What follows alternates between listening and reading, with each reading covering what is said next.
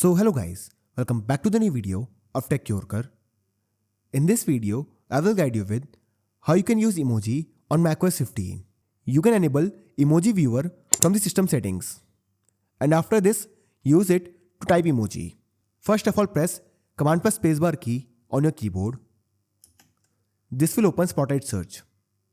Here search for system settings and press return key to open it. On the left pane, scroll down and click on keyboard.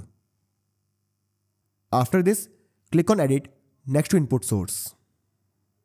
Now you will see this option called show input menu in menu bar. Enable the toggle next to it. Click on done and then close system settings. Now you will get this new icon on the menu bar. Click on it and then click on show emoji and symbols. Now you will see all the emojis that you can use. So let's see how you can use the emoji. But first, let me open the quick note. Now click on this icon. Click on show emoji and symbol. And let's type a emoji. For example, this one.